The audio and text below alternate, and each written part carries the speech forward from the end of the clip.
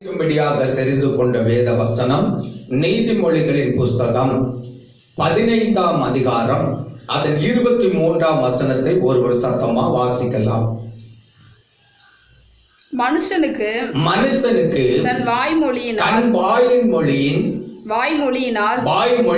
மகிழ்ச்சி உண்டாகும். ஏற்ற காலத்தில் சொன்ன வார்த்தை எவ்வளவு நல்லது. அல்லேலூயா. இங்க வேதத்தில் சொல்லப்பட்டிருக்கிறது, மனுஷனுக்கு தன் வாயின் மொழியினால் நன்மை உண்டாகும், மகிழ்ச்சி உண்டாகும் என்று சொல்லப்பட்டிருக்கிறது. ஏற்ற காலத்திலே சொன்ன வார்த்தை எவ்வளவு நல்லது என்று சொல்லப்பட்டிருக்கிறது. அல்லேலூயா.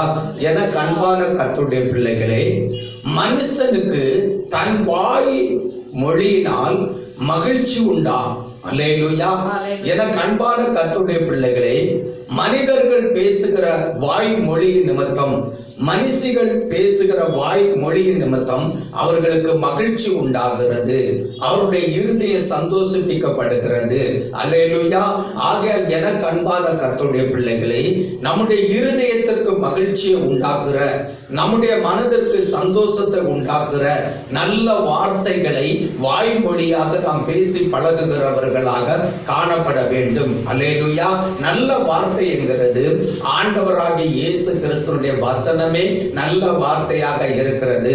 ஆகையால் நாம் யாரிடத்தில் பேசினாலும், யாரிடத்தில் பழகினாலும், அவர்கள் பேசுகிற வார்த்தையை கேட்டு நாம் வேத வசனத்தை வாய்மொழியாக திருப்பி அவர்களிடத்தில் பேசுகிறவர்களாக செயல்பட வேண்டும். அந்த வாய்மொழி நமக்கு மகிழ்ச்சியை உண்டாக்குறதாக காணப்பட வேண்டும். நம்முடைய வாயிலிருந்து புறப்படுகிற வார்த்தையை கேட்கிறவர்களுக்கும் அது மகிழ்ச்சி உண்டாக்குறதாக காணப்பட வேண்டும். கரங்களை தட்டி ஒரு அலேலுயா சொல்லும். அல்லேலூயா. கரங்களை தட்டி ஒரு அலேலுயா சொல்லும். கரங்களை அசைத்தும் ஒரு அலேலுயா சொல்லும். அல்லேலூயா.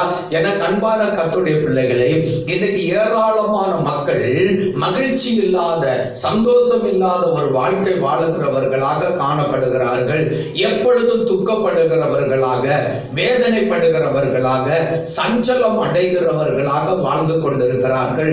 இப்படிப்பட்ட ஜனங்களுக்கு மகிழ்ச்சி உண்டாகும்படி, அவர்களுடைய இருதயத்தில் மகிழ்ச்சியை உண்டாக்குகிற, அவர்களுடைய மனதில் சந்தோஷத்தை உண்டாக்குற நல்ல மறுமொழியை நாம் அவர்களுக்கு கொடுத்து, அவர்களுடைய வாழ்க்கையில விசுவாசமும் நம்பிக்கையும் தேவனிடத்தில் சேருகிற சிலாக்கியத்தை அவர்கள் பெற்றுக்கொள்ளும்படி நாம் தேவனுடைய வார்த்தையை கொண்டு நல்ல மறுமொழியை கொடுத்து, அவர்கள் அந்த மறுமொழியை கேட்கும் பொழுது அவர்களுடைய துக்கங்களும் சஞ்சலங்களும் தவிப்புகளும் மாறி நல்ல சந்தோஷத்தை பெற்று அனுபவிக்கிற பிள்ளைகளாக, அவர்களுடைய இருதயத்தில் மனமகிழ்ச்சி உண்டாகிற ஒரு நிலைமைக்கு அவர்கள் காணப்படத்தக்கதாக நாம் கொடுக்கிற மறுமொழி, நாம் அவர்களிடத்தில் பேசுகிற மறு உத்தரங்கள் அவர்களுக்கு மகிழ்ச்சியாக காணப்பட வேண்டும். அல்லேலூயா.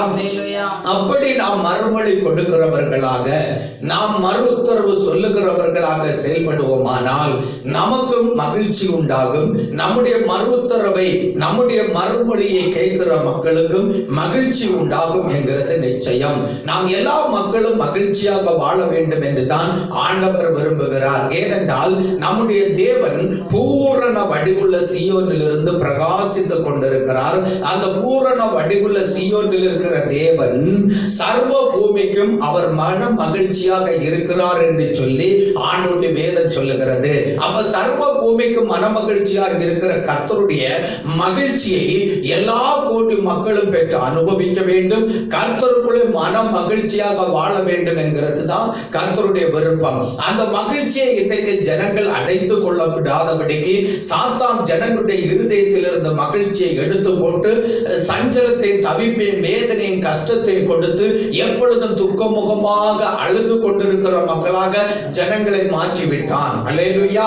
ஆக இந்த சூழ்நிலை மாறி அழுது துக்கப்பட்டு கவலைப்பட்டு கண்ணீரோடு வாழ்ந்து கொண்டிருக்கிற மக்களுக்கு, வாழ்க்கையை குறித்த நம்பிக்கை அற்றவர்களாக வாழுகிற மக்களுக்கு வாழ்க்கையை குறித்த நம்பிக்கையும் விசுவாசமும் அவர்களுடைய வாழ்க்கையில உண்டாகும்படி அவர்கள் தேவனாகிய இயேசுவை விசுவாசித்து இயேசு கிறிஸ்துவினுடைய சபையில வந்து ஆண்டவருடைய வசனத்தை கேட்டு அவருடைய நீதியை நிறைவேற்றி அவருடைய சத்தத்தை கேட்டு அவருடைய சித்தத்தை செய்கிற மக்களாக நிலைத்திருக்கும்படி நாம் வேத வசனத்தை கொண்டு ஜனங்களுக்கு போதிக்க வேண்டும். நம்முடைய வாய்மொழியினாலே நம்முடைய மறு உத்தரவு கொடுக்கிற வார்த்தையினாலே ஜனங்களுக்கு ஒரு நல்ல நிச்சயமான நம்பிக்கை பிறக்கும்படி நல்ல ஒரு மகிழ்ச்சி அவர்களுக்குள்ளே உண்டாகும்படி நாம் கர்த்தருடைய வார்த்தையினாலே வாய்மொழி கொடுக்கிறவர்களாக நாம் மறுமொழி கொடுத்து கர்த்தருடைய ஜனங்களாக அவர்களை வழிநடத்துகிறவர்களாக செயல்பட வேண்டும். நமக்குள்ளும் நாம் எப்பொழுதும் மனமகிழ்ச்சியாக இருக்க வேண்டும். மற்றவர்களும் எப்பொழுதும் மனமகிழ்ச்சியாக இருக்கிறதற்கு ஏதுவாக நம்முடைய வாய்மொழி காணப்படும்படி நாம் ஜாக்கிரதையாக இருக்க வேண்டும். அல்லேலூயா. ஏற்ற காலத்தில் சொன்ன வார்த்தை எவ்வளவு நல்லது என்று சொல்லப்பட்டிருக்கிறது. ஒவ்வொரு மனுஷனுக்கும் ஒவ்வொரு மனுஷிக்கும் ஏற்ற நேரத்தில் அவர்களுக்கு நன்மை உண்டாகும்படி அவர்களுக்கு நல்ல வார்த்தைகளை நாம் பேச வேண்டும். நல்ல முறையில் அவர்களிடத்தில் நாம் பழக வேண்டும். அல்லேலூயா.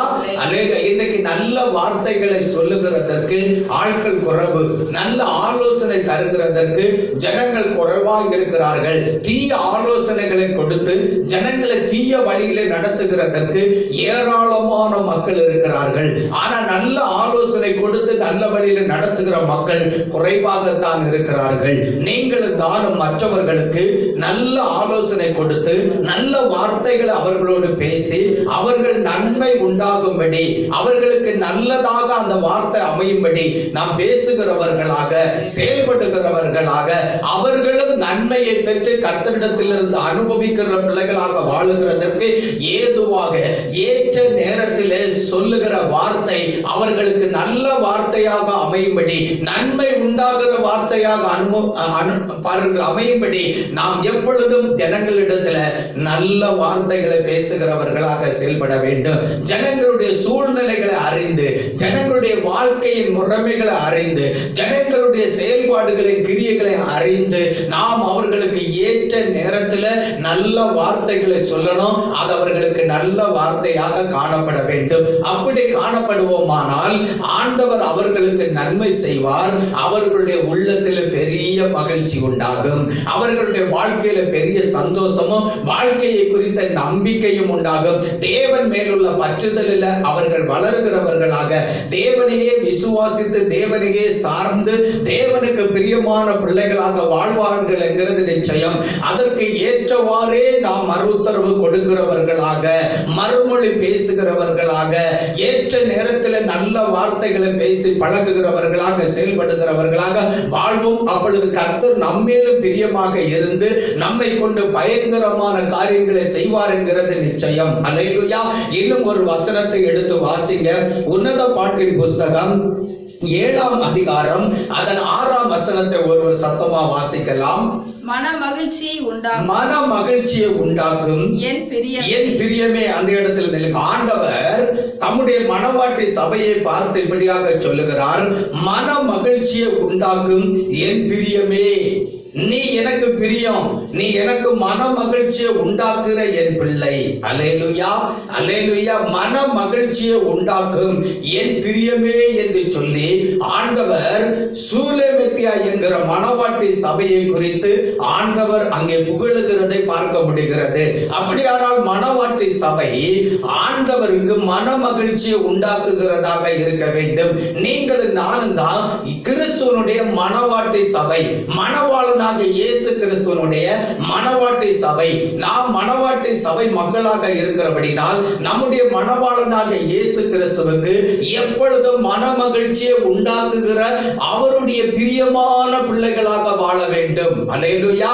அவருக்கு பிரியமில்லாமல் நாம் வாழ்ந்தா அவருக்கு நாம் வேதனைகளையும் கசப்புகளையும் துக்கங்களையும் கொடுக்கிறவர்களாக நாம் செயல்பட்டா நாம் மனவாட்டி சபை மக்களாக இருக்க முடியாது. மணவாளனுடைய வருகையில் அவருடைய ராஜ்யத்தில் அவரோடு எடுத்துக்கொள்ள முடியாதுங்கிறத அறிந்து கொள்ளுங்க. ஆகையால் எனக்கு அன்பான கர்த்தருடைய பிள்ளைகளே, கிறிஸ்துவனுடைய மனவாட்டி சபை மக்களே, நீங்கள் எப்பொழுது நம்முடைய கர்த்தராகிய இயேசு கிறிஸ்துவுக்கு மன மகிழ்ச்சியை உண்டாக்குறவர்களாக இருக்கணும். எப்பொழுது அவருக்கு பிரியமான பிள்ளைகளாக காணப்படணும். அவருடைய பிரியம் உங்கள் மேல இருக்கிறது. அவருடைய பிரியத்துக்குரிய பிள்ளைகளாக வாழுகிறீர்கள்.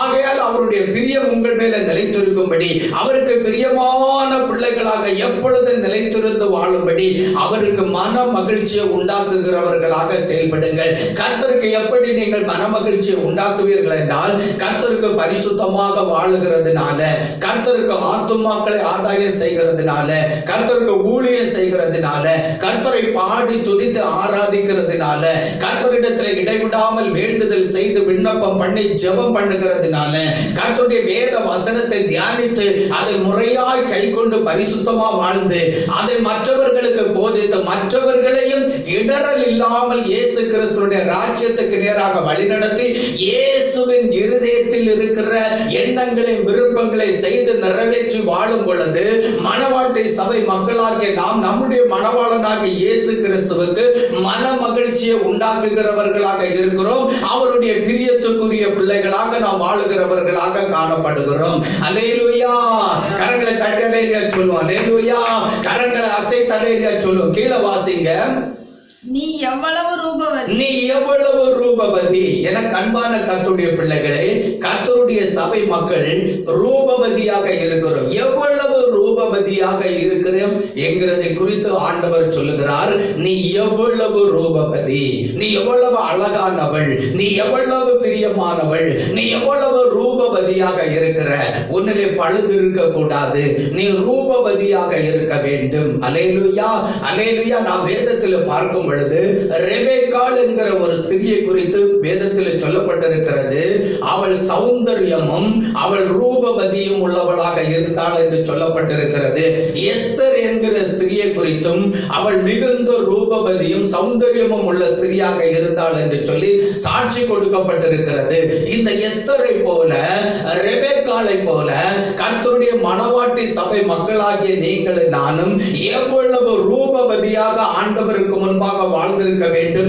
எவ்வளவு பிழையற்றவர்களாக, எவ்வளவு கரையற்றவர்களாக, எவ்வளவு பரிசுத்த வாழ்க்கை வாழ வேண்டும் என்கிறதை நீங்கள் ஆராய்ந்து ஆண்டவருக்கு முன்பாக எவ்வளவு ரூபவதியாக வாழ வேண்டும். அல்லேலூயா.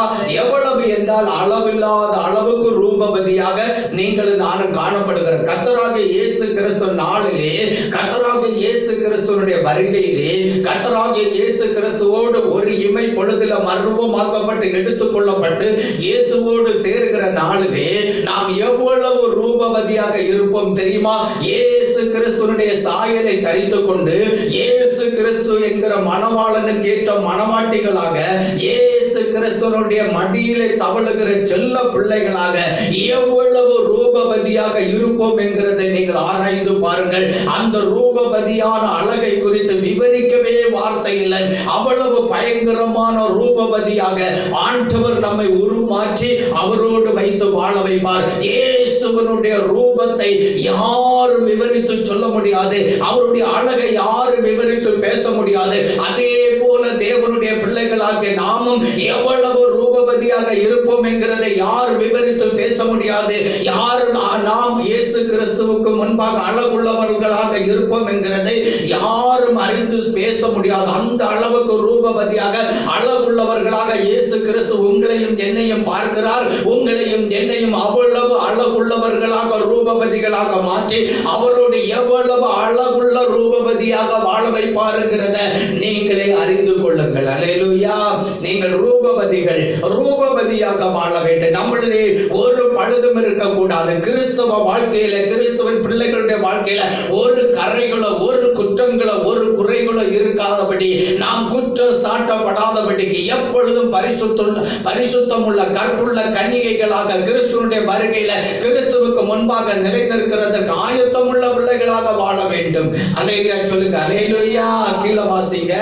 நீ எவ்வளவு இன்பமுள்ளவள். அல்லேலூயா. நீ எவ்வளவு இன்பம் உள்ளவள். என் மகளே, என் மகனே, என் மணவாட்டி சபை மக்களே, நீங்கள் எவ்வளவு இன்பம் உள்ளவள். நீங்க எனக்கு இன்பத்தை தருகிறவர்கள். உங்கள் மூலம் நான் இன்பத்தை அனுபவிப்பேன். என்ன இன்பம்? தகப்பன் பிள்ளைகளை பார்க்கும் பொழுது பிள்ளைகளுடைய முகத்தை பார்த்து பார்த்து இன்பமான சந்தோஷத்தை, பரவசத்தை அடைகிறது போல ஆண்டவராகிய இயேசு கிறிஸ்துவின் பிள்ளைகளாகிய நம்முடைய முகத்தை ஆண்டவராகிய இயேசு கிறிஸ்து பார்க்கும் பொழுது, கல்வாரி சிலுவையிலே நான் பட்ட பாடுகளின் நிமித்தம் என் இரத்தத்தை சிந்தி என் சரீரத்தை கிழிக்கிறதற்கு ஒப்பு கொடுக்கப்பட்டு நான் மரித்து மூன்றாம் நாள் உயிரோடு எழும்பி நான் சம்பாதித்த என் பிள்ளைகள் அல்லவா இவர்கள். இவர்கள் எவ்வளவு ரூபவதியாக இருக்கிறார்கள், எவ்வளவு அழகாக இருக்கிறார்கள், எவ்வளவு இன்பமானவர்களாக இருக்கிறார்கள் என்று சொல்லி ஆண்டவர் ஆனந்த சந்தோஷம் அடைந்து பரவசம் அடைவார். அல்லேலூயா.